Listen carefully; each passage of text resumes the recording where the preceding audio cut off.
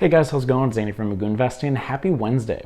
In today's video, I'm going to be talking about the 4 stocks I'm looking to buy in November of 2020. If you missed yesterday's video, the whole idea of kind of my portfolio breakdown was to talk about how I have a lot of cash sitting in my portfolio, the most I've ever had, sitting at around, I think it was like 22%. And also, if you missed that video, I'll link that above right now if you want to get a full breakdown of what I own and kind of an explanation on kind of my mindset going forward into the last couple months of the year. But in today's video, I'm going to talk about the 4 stocks I'm just kind of eyeing going into the end of the year. I have a lot of opportunities with the cash that I have sitting in my account, and I've picked 4 stocks based off of 3 different criteria. I've picked 2 stocks if the market falls, and I'll kind of explain why I've picked these 2 stocks. I picked 1 if I'm trying to play things more safe and it's not as dependent on the overall market movement. And then the last one is a stock that would do very well if the market continues to go in the trend that it's been going with a lot of the reopening stocks bouncing back significantly and the overall just kind of market going up. So I have some stocks that I think a lot of people will be eyeing going forward, and these are just kind of the 4 things that I'm looking at, and this video is just an explanation of my mindset going into the last couple months. So before we get started, I do have to say that I'm not a licensed financial advisor, and this is not financial advice. Anything you hear in this video is just me giving my own opinions for what I'm going to do with my stock portfolio, and you need to do your own research before making any investment decisions. Also, if you've been liking these videos, I really appreciate it. Hit the like and subscribe button, as it would help my channel out a lot. Also, if you don't like my mustache, I would love to hear about it in the comment section down below. So let's first start off with the 2 stocks that I'm looking to buy if the market falls overall, because that's kind of where I think the market's going to be heading towards the end of this month. And so the whole idea from yesterday's video is talking that I want to buy kind of safer options. In the past couple months, I've been a little more aggressive buying options, taking those more aggressive plays, but I want to kind of slow down and buying a blue chip. So all 4 of these stocks, you consider them blue chips, but some of them have varying levels of risk. And so the first stock I want to talk about is going to be Apple, ticker symbol AAPL. If you watched that video from yesterday, you know that it's the most recent addition to my stock portfolio, but it's also the smallest part of my portfolio. So currently Apple is trading for $110, and it's up 50%, and it does have a dividend of 0.75%, and it's about to go ex-dividend. It is the largest company with a market cap of $1.87 billion. I do remember when it hit $2 billion, and that was just crazy to think about. It went through a stock split back in September. It spiked right after. It's fallen down, recovered, and it recently fell after their last earnings report. And so for my portfolio, I'm looking for overall stability. And anytime I can get, probably the most stable company out there, the largest company, at a discount, I think that's very attractive. I've already dipped my toes in a little bit, and I'm profitable on my trade so far, but if it falls further, I will happily add on to my position. So Apple fell 5% after their last earnings report. And based off of the numbers that they talked about, the outlook and just kind of the narrative that came from that earnings report was a lot of, the iPhone revenue is not as high as previously expected.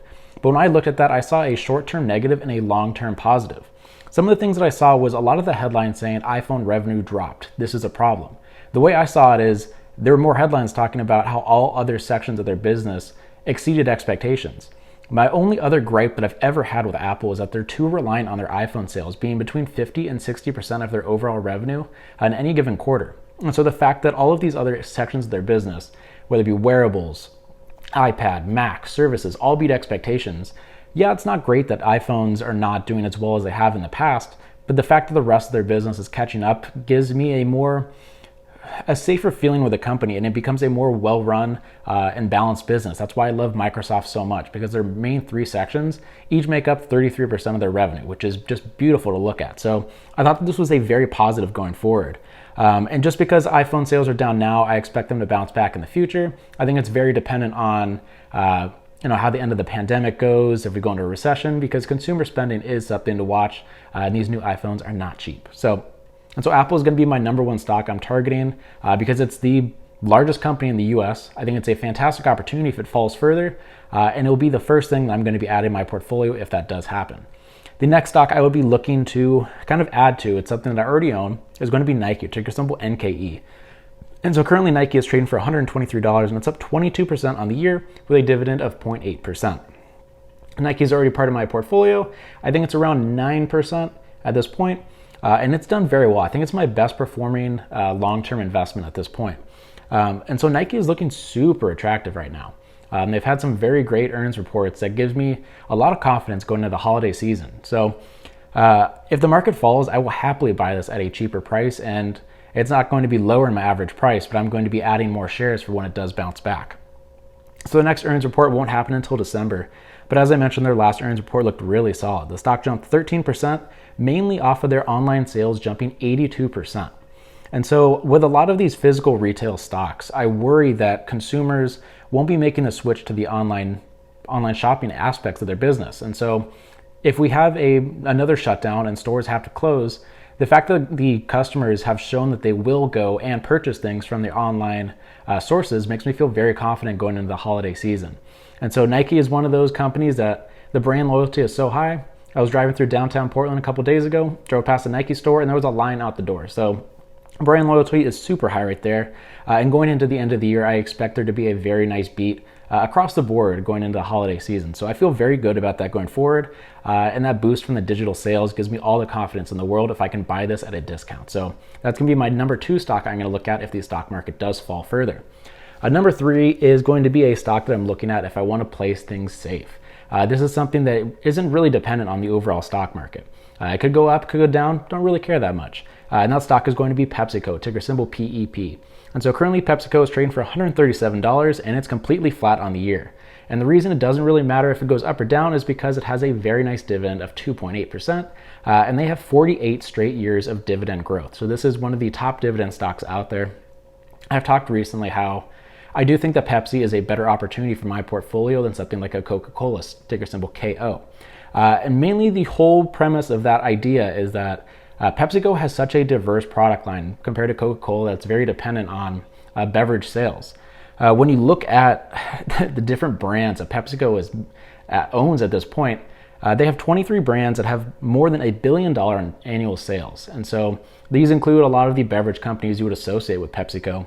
But they also have stuff like Lay's, Doritos, Gatorade, just all of these different areas of their business that can pick up the slack if some of the areas that normally boost beverage sales, like sporting events, movie theaters, restaurants, continue to be closed. So mainly from the last earnings report, it was a lot of these snack foods that kind of gave the investors a lot of hope going forward. From that earnings report, beverage sales were up 6%, Frito-Lay's had a 7% gain, and Quaker was up 6%. So they have a very diverse product line, have a very solid dividend. It is flat on the year, and this is a company that if I want to go relatively safe going forward, I think buying a dividend, it's not a dividend aristocrat at this point, I believe. I can't remember if that's 50 or 25, but 48 years of dividend growth is incredible. This is a stock that I would happily buy and own for pretty much ever at this point. And then the last stock on this list is going to be a company that would do well if things kind of stay the same pace that we've been seeing for the past couple months. That be the market not really reacting as much to the pandemic. We have more of the reopening stocks.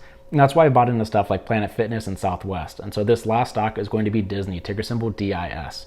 Currently Disney is trading for $124 and it's down 14% on the year. And they do not have a dividend at this point. They did, and they just suspended that back in May.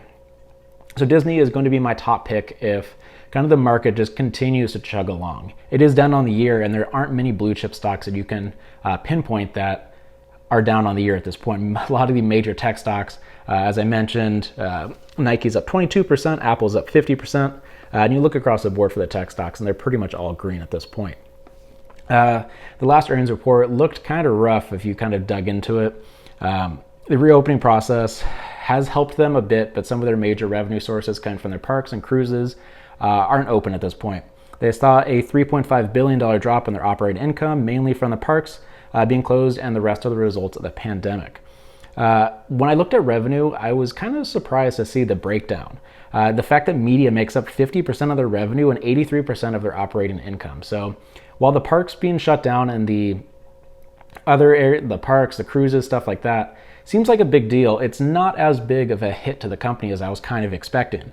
The company posted a $4.7 billion net loss, and that spooked me at first because I was like, I thought their revenue mainly came from their media sources and 83% of their operating income. But when you looked into it, I had to do a little bit of extra digging. It comes that most of those losses actually came from the acquisition of 21st Century Fox back in 2019. That deal was for $71 billion and was a move to kind of boost their streaming reputation. And so far their business has been doing very well with streaming, having 100 million total subscribers in the last quarter. That can be from stuff like Disney, Hulu, ESPN+, and then the Fox streaming services. So They're doing very well with media. It's 50% of their revenue, 83% of their operating income, and this is a stock that would do very well with the reopening process. I don't know how long it's going to take until we get there, but if I had to pick a stock to buy, if things just kind of chugging along, Disney is going to be that one. Also, if you haven't seen the first episode of The Mandalorian, highly recommend that. So yeah, so overall, those are going to be my 4 top stocks that I'm kind of eyeing in November of 2020. These are 4 stocks with some different criteria for why I would buy in. Apple and Nike would be if the market falls overall, because I would love to buy these blue chip stocks at a significant discount. Second is Pepsi, which isn't really reliant on the market going in any one direction. It's more on me changing my pace and wanting to be more conservative with my investing strategy, considering it is a very nice dividend stock. And then finally, Disney is if the market just keeps like chugging along as it's been doing for the past couple months. This is a stock that would do very well with the reopening process. It has had some problems based off the pandemic, but being able to buy a company like Disney at a discount of 14%, pretty attractive. So this kind of covers all my bases going into the end of the year, and these are the 4 stocks I'm going to be watching. So let me know what 4 stocks you're watching going into the end of the year in the comment section down below. Thanks for watching this video. I appreciate all support, and I will see you tomorrow.